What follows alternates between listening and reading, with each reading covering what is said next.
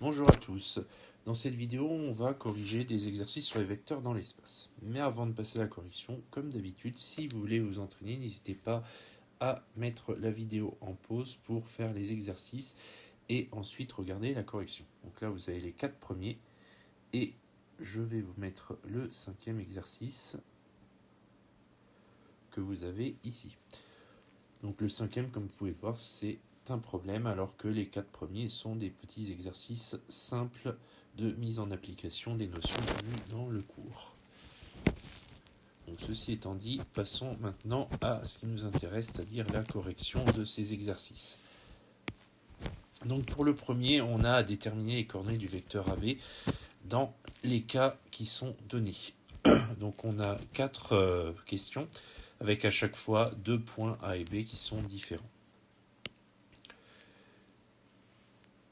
Donc là, à chaque fois, en fait, c'est du calcul de coordonnées à partir des coordonnées de points. Donc, coordonnées de vecteurs à partir des coordonnées de points, c'est la différence entre les coordonnées du point d'arrivée moins les coordonnées du point d'origine. Donc là, ici, 6, 4,5, 10, première colonne, c'est les coordonnées du point B. On met un moins et on met les coordonnées de A, 5, 3 et 2. On peut vérifier, on a bien 6, 4,5 et 10 et 5, 3 et 2 ici.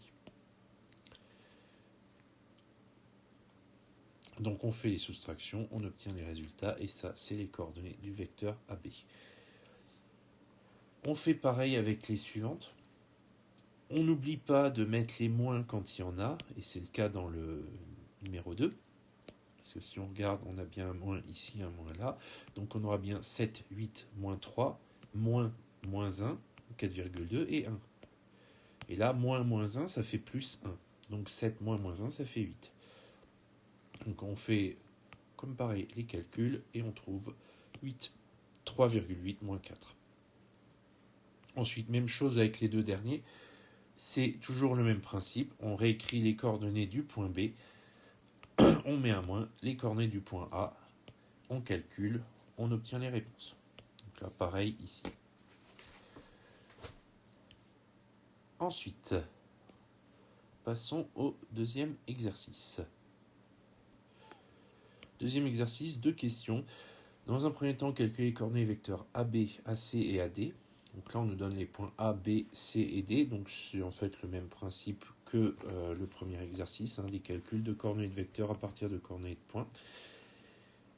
Et notion supplémentaire dans le deuxième, calcul de normes pour les vecteurs AB, AC et AD. Donc pour calculer la norme, il faut avoir calculé les coordonnées. Donc là, je reviens pas sur les calculs de coordonnées de vecteurs, c'est toujours le principe.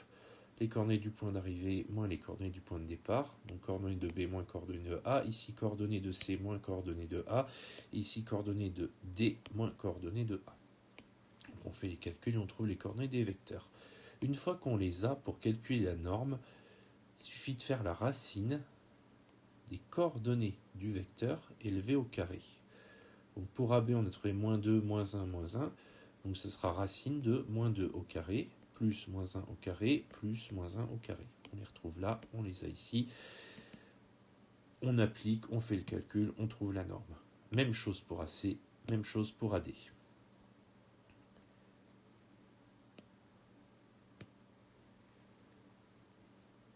Pour le troisième exercice, cette fois-ci, on demande de déterminer les coordonnées du vecteur AC dans les cas suivants. Alors là, ce n'est pas des coordonnées de points, c'est des coordonnées de vecteurs qu'on a. Et on a AB et BC. Donc là, ça ne va pas être la même méthode. Là, dans l'exercice 3, il faut déjà se rappeler que AC, c'est AB plus BC par la relation de Chasles.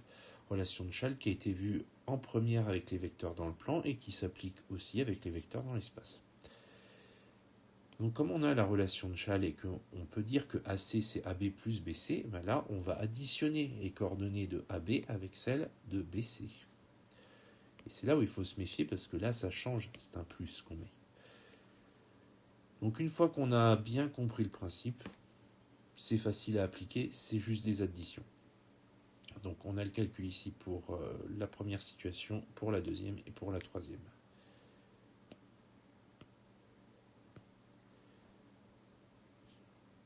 Et enfin, le quatrième exercice, on considère des points, donc A, B et C, que l'on nous donne. On doit déterminer les coordonnées des vecteurs A, B et AC. Donc là, du classique, on l'a déjà vu.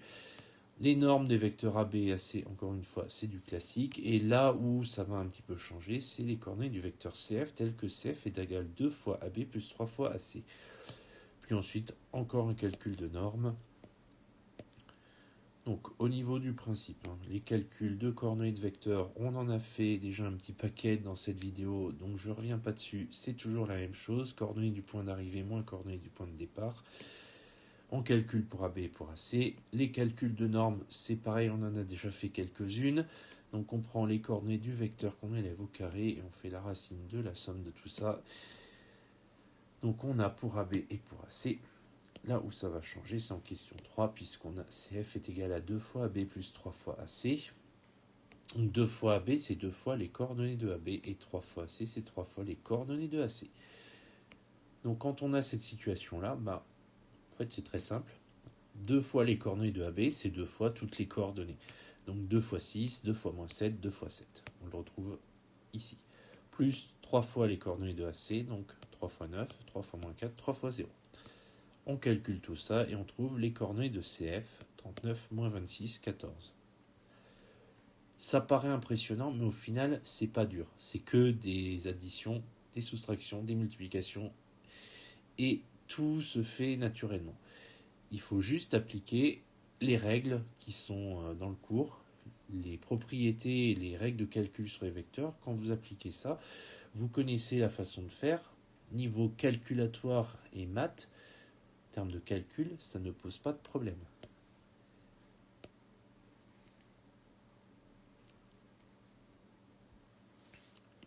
Enfin, pour la dernière question, un calcul de norme, racine des coordonnées élevées au carré, on trouve 48,9 à la fin. On passe ensuite au problème, l'exercice 5. Donc là, Jean se fait livrer une piscine dans son jardin après avoir lui-même creusé le trou pour l'accueillir. Pour décharger la piscine du camion, le livreur doit attacher 4 élingues identiques qui vont supporter la piscine. Chaque élingue subit une force de même intensité mais ne peut supporter plus de 500 newtons. Jean a modélisé ci-dessous l'ensemble élingue-piscine pour étudier la répartition des forces. Donc, il n'est pas ci-dessous, il est à côté, mais c'est le même principe. Donc on prendra comme échelle une unité égale 100 newtons. Donc chaque unité, on a 100 newtons. Pour la première question, on doit tracer à partir du point E les vecteurs F2, F3 et F4 dont on donne les coordonnées. Alors pour CD, on a déjà F1 qui est tracé, donc on peut se douter que ça va suivre les autres droites déjà, enfin les deux autres segments déjà tracés. Donc il va suivre EB, EC et ED. Maintenant, on a juste à trouver lesquels. Donc déjà, pour F2, moins 3, donc ça veut dire que sur l'axe des X qui est ici, on va aller à l'opposé du X, donc par là, dans la partie négative. Donc là, F2, a priori, ça sera celui-là, puisque c'est le seul qui irait dans cette direction. Pour F3, 3, 2, moins 3. Donc là, on avance de 3. On avance de 2, selon l'axe Y, et on descend de 3. Donc on est bien sur celui-ci. Et pour le dernier, donc 3, moins 2, on va se retrouver sur cet axe-là. Et pour le moins 3, on va descendre. Donc on est bien sur EC. Donc au niveau du tracé, on va les avoir donc ici F2, F3 et F4, ce correspond bien à ce que je viens de vous expliquer. Donc par lecture graphique, donner les coordonnées du vecteur F1, donc là pareil on part de E.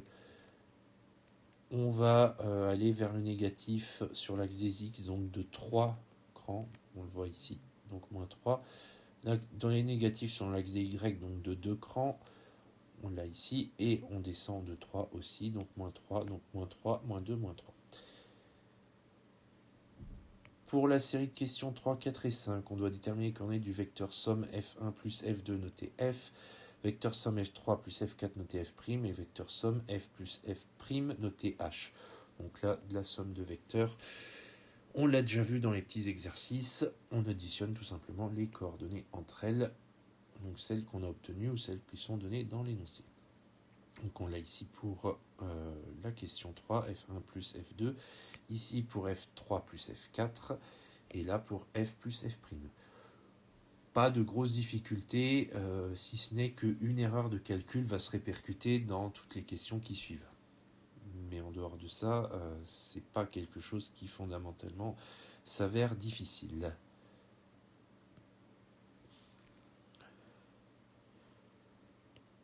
On nous dit ensuite que la masse de la piscine est de 120 kg. Calculez la valeur de la force du poids P de la piscine avec G égale 10 N par kg. Donc là, on est en maths, mais il y a une petite question de physique. La matière étant maths science, on peut mélanger un peu tout ça. Donc, pour calculer le poids, c'est la masse en kg fois la valeur de G, P égale mg. C'était vu en seconde en physique, donc toujours d'actualité. 120 fois 10, 1200 newtons. On nous demande ensuite mathématiquement, on en revient très vite aux maths, de tracer le vecteur P dans le repère ci-contre, sachant qu'on dit qu'une unité c'est 100 newtons. Donc là, il faut partir du E, descendre de 12 unités. Donc ça sort carrément de l'image. Mais on mesure et on trace l'équivalent de 12 unités. Donc là, ça représente bien nos 1200 newtons. Et question 8, déterminer les coordonnées du vecteur P. Donc si on descend de 12 unités et qu'on est toujours sur le même axe, on n'a pas bougé sur l'axe X, pas bougé sur celui des Y, donc on aura 0, 0, moins 12. Ensuite, on nous demandera de comparer les vecteurs P et H et ensuite d'indiquer en justifiant si le livreur pourra décharger sa piscine sans risque. Donc pour ces dernières questions, les coordonnées du vecteur P, 0, 0, moins 12, on en déduit que P égale H. On se rappelle que pour H, on avait trouvé 0, 0, moins 12. Et par conséquent, on peut en déduire que le livreur pourra décharger sa piscine sans risque car les forces F1, F2, F3 et F4 sont équivalentes à la force P. Et c'est le but. En fait, physiquement, et ça a été vu sur le chapitre des forces et du poids, chapitre 2 secondes, que s'il y avait un équilibre, il n'y avait pas de problème. Par contre, si le poids devient dominant, là, ça ne marche plus.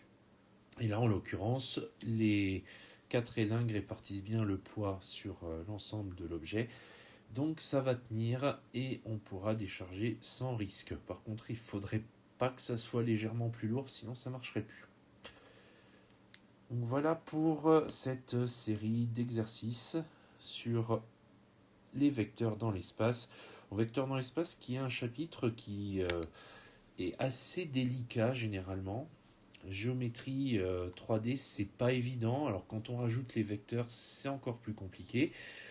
Mais c'est un chapitre qui, comme vous avez pu le voir avec cette correction, ne présente pas de grosses difficultés calculatoires. Donc le secret, c'est apprenez bien les différentes règles pour au moins vous en sortir sur tout ce qui est calcul de coordonnées, calcul de normes.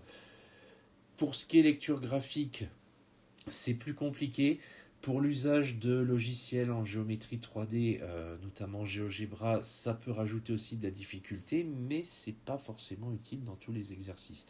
Donc essayez sur ce chapitre de vraiment maîtriser un maximum de ce que vous pouvez, d'avancer petit à petit et à force de travail, il n'y a pas de raison que vous n'y arriverez pas. Donc c'est tout pour aujourd'hui, pour les vecteurs dans l'espace et pour cette vidéo. Donc si vous avez des questions, n'hésitez pas à les poser en commentaire et sinon je vous dis à bientôt.